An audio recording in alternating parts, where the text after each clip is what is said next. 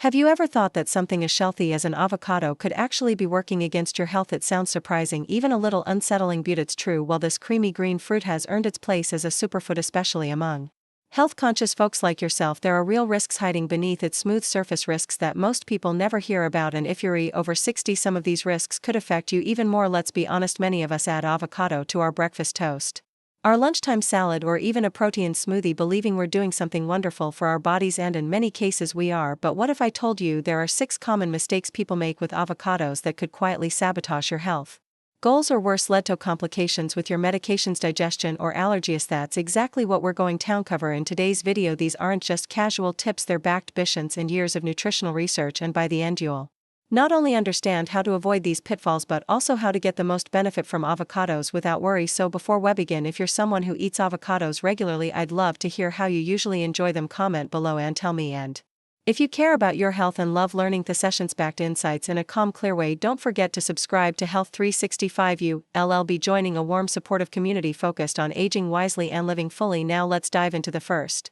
big mistake that most people, especially older adults, make with avocados. It has to do with a hidden natural toxin that almost no one talks about. There's a natural compound found in every part of the avocado plant called persin. It's not printed on labels, not mentioned in recipes, and hardly anyone talks about it, but it's there inside the leaves, bark, seeds, skin, and even in the flesh that we eat. Now don't worry just yet, persin in ripe avocado flesh is present in very small amounts, and for most healthy people it doesn't pose an immediate threat. But if you eat avocados often or every single day, it's something worth knowing. You see, persin is a natural fungicide, a defense mechanism the plant uses to protect itself from pests and mold in our bodies, especially if we're more sensitive or have liver issues. That same compound can cause subtle trouble over time. A lab study published in a toxicology journal showed that avocado extract caused DNA damage in white blood cells in a petri dish under controlled conditions. Now that doesn't mean eating avocado will damage your DNA, but it does remind us that even natural foods contain compounds we should respect. Note over us, especially as we get older, when our liver function can slow down and our tolerance for certain plant chemicals may decrease. What's even more concerning, just what persin does to animals and birds. It can lead to heart problems or even death in mammals like goats or horses. It can cause swelling of the mammary glands and heart failure. Humans are more resilient, of course, but we're not immune. If you've been eating avocados daily and start noticing things like fatigue, digestive upset, or skin changes, it may be worth taking a short break and seeing how your body responds. That's why many nutritionists now recommend what they call a 5-on-2-off approach. Eat avocado for 5 days, then take 2 days off. It gives your body a chance to process and recover, especially if you eat other foods that also contain plant compounds. In short, even something as healthy as avocado deserves balance and awareness. We'll talk about another surprising avocado danger in just a moment, and its own that's quietly causing weight gain in people who thought they were eating clean. Now let's talk about another trap that sneaks up on a lot of health-conscious folks: calories. Yes, avocados are full of heart-healthy fats, fiber, and important nutrients, but they're also surprisingly calorie-dense, and that can quietly sabotage your health goals, especially if you're watching your weight, blood sugar, or heart health. Here's the truth: most people don't realize one large avocado contains about 320 calories. That's more than a full bowl of pasta or 2 slices of pizza. Yet many of us treat avocados like a free food. We spread them on toast, toss them into salads, blend them into smoothies, or even eat one plain as a snack, and it adds up fast. You might think, but it's a good fat, right? Absolutely, it is. The monounsaturated fat in avocado is one of the best types of fat for your heart, but your body still sees calories as calories, whether they're coming from cookies or avocados. And when you're in your 60s or beyond, your metabolism naturally slows down, which means every extra bite matters more than it did a few decades ago. Research actually supports this balance. One large clinical study followed people who ate 1 avocado every day for 6 months. Their weight didn't go up, but only because they were careful apportioning and substituting, not a dinget on top of everything else. In other words, they didn't add an avocado to an already big sandwich or salad. They used it in place of other fats like mayonnaise or cheese. So what's the right amount? Most nutrition experts suggest about 1/3 of a medium avocado per serving. That's roughly 50 grams or 80 to 100 calories. But here's what really helps: track your intake for just 1 week. You may be surprised at how often that innocent-looking green fruit shows up on your plate. If you've been eating half or even a whole avocado every day without adjusting other parts of your diet, it could explain why the scale isn't moving or why your clothes feel tighter, even though you're eating healthy. Remember, avocados aren't the enemy, but even the best foods can work against us when we go overboard. Up next, let's talk about a risk that's even more serious and could affect you without you knowing it, especially if you've ever had a reaction to latex. Now here's something many people have never connected to avocados, but it could be one of the most dangerous risks, especially For those with hidden allergies, it's called latex fruit syndrome, and if you've ever reacted to rubber gloves, balloons, or medical equipment, you need to pay close attention. Latex fruit syndrome is a condition where people who are allergic to natural rubber latex also react to certain fruits and avocado tops. That list the reason. Both latex and avocados contain similar proteins that can confuse the immune system, so even if you've never had a full-blown allergic reaction, you may still have a sensitivity that's been flying under the radar. Doctors have found that up to 50% of people with latex allergies also react to avocados. That includes people who work or worked in healthcare, cleaning, food service, or even gardening jobs where contact with latex gloves or rubber products is common. Sometimes the allergy develops slowly with symptoms that feel mild at first: a tingling mouth, a scratchy throat, or swelling in the lips after eating avocado, but it can also escalate quickly. Some folks experience full body hives, difficulty breathing, dizziness, or even anaphylactic shock, a life-threatening condition that requires immediate medical attention. And because so few people realize the connection between latex and certain fruits, these reactions often go misdiagnosed or misunderstood. If you've ever had a strange or uncomfortable feeling in your mouth after eating avocado, or if you've had a reaction to latex, you may want to speak with your doctor about getting tested. It's better to be safe than sorry, especially as our immune systems change with age. And here's one more tip: many other fruits share this cross-reactivity, including bananas, kiwis, and chestnuts. If you've had trouble with any of those, avocado might be on your personal watch list too. Of course, not everyone is a trisk, but this is exactly why it's so important to understand how your unique body responds to certain foods. What's safe and healthy for one person can be risky for another. Next, we'll explore another avocado mistake that has nothing to do with allergies or calories, but everything to do with how you cut and store them. And trust me, it's a safety issue many people overlook. It might seem like common sense, but many people, especially those who love fresh produce, don't realize just how easily avocados can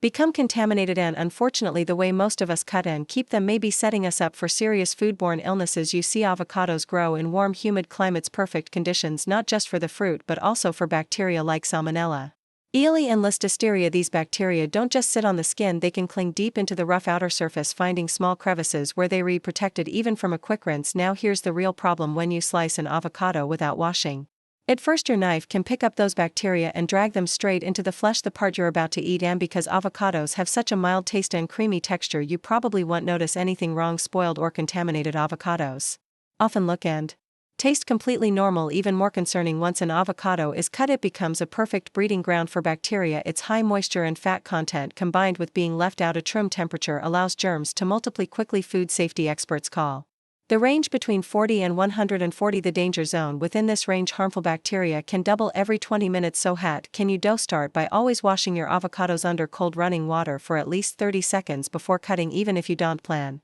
to eat the skin, use a clean knife and cutting board, preferably ones that haven't touched raw meat or unwashed produce. Once the avocado is sliced, refrigerate it right away in an airtight container. Never leave cut avocado at room temperature for more than 1 hour. Whole avocados can be stored at room temperature until they ripen, but once ripe, they should go straight into the fridge and be used within 5 to 7 days. And if you've ever scraped off the brown part and thought it's still good underneath, just be cautious. That discoloration could signal spoilage. It's not visible or safe. Taking these simple steps makes a big difference, especially for older adults who may have a slightly weaker immune system and less resistance to foodborne bacteria.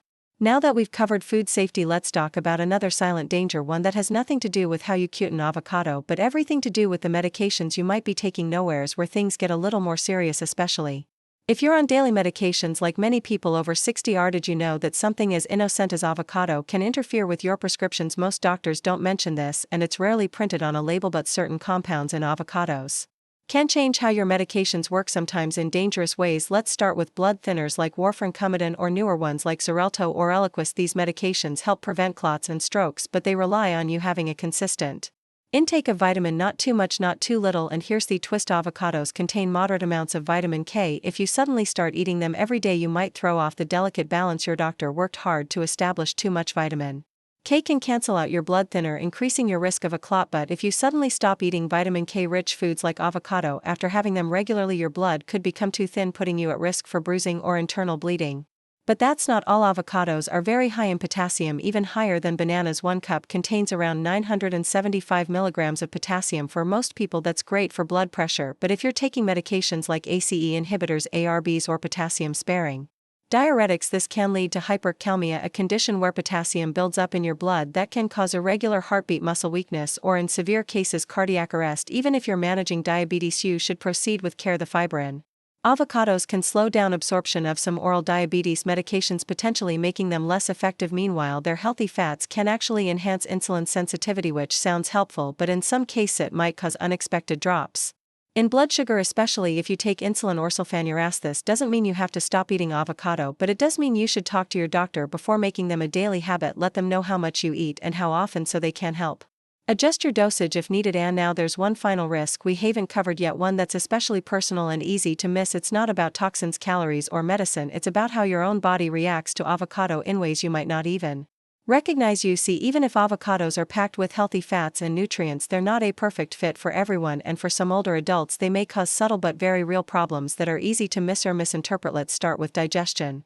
A whole avocado contains over 13 g of fiber. That's a lot for one sitting, especially if your digestive system has slowed down a bit with age. For people who aren't used to eating a lot of fiber or who deal with sensitive stomachs, IBS, or sluggish bowels, this can lead to bloating, gas cramps, or even sudden shifts between constipation and diarrhea. And it's not just the fiber. Avocados also contain sorbitol, a type of sugar alcohol that falls under the FODMAP group, a group of compounds known to cause digestive trouble for those with irritable bowel syndrome, IBS, or small intestinal bacterial overgrowth. Even a few spoonfuls of avocado can trigger discomfort that lasts hours or even days for those with FODMA sensitivity. Some folks also react to the histaminosin avocado, especially when the fruit is overripe. If you've ever felt itchy, flushed, headachy, or noticed skin rashes after eating avocado, you may be dealing with histamine intolerance, which becomes more common as we age. Then there's something called oral allergy syndrome, a mild allergic reaction that happens when your body mistakes proteins in avocado for pollen allergens like birch or ragweed. You might feel a tingling or itchy mouth, lips, or throat. It's usually mild, but it can be uncomfortable and confusing if you don't know what's causing it. And here's the kicker: some people, due to their genetics, don't process fats or plant compounds like persimmon as efficiently. Combine that with age-related decline in enzyme production, and suddenly a food that's healthy on paper becomes harder for your body to handle. So how do you know if avocado is affecting you? The answer is simple but powerful. Pay attention. Keep a little food journal. Track what you eat and how you feel over the next 24 to 48 hours. If you start noticing patterns, digestive changes, skin issues, unusual fatigue, it may be your body's quiet way off asking for less. And now that we've uncovered all 6 of these hidden risks, let's bring it all together and talk about how you can still enjoy avocado safely and confidently without fear. Because yes, when done right, it is still one of nature's best foods. So yes, avocados can still be one of the healthiest foods on your plate if you treat them with the care and respect they deserve. Like so many things in life, it's all about balance, awareness, and listening to your body. We've talked about the 6 key mistakes, from ignoring the natural toxin person to overeating and hidden allergies to medication interactions and storage safety. But the truth is, when you enjoy avocados in the right amount, prepared safely, and in a way that suits your body, the benefits are still remarkable: better heart health, improved nutrient absorption, and even protection for your eyes and brain. If you're new to eating avocado, start slow, and if you've been eating them daily, maybe take a short break or adjust your portion. There's no one-size-fits-all, only what works best for you. Now I'd love to hear from you. Have you experienced any strange symptoms after eating avocado, or do you have a favorite way of preparing it that's worked well for your health? Leave a comment below and share your story. It might help someone else. And if you found this helpful, please subscribe. Health 365. We're here to help you age wisely, eat well, and feel empowered every single day. More practical, science-backed videos are coming soon. See you in the next one.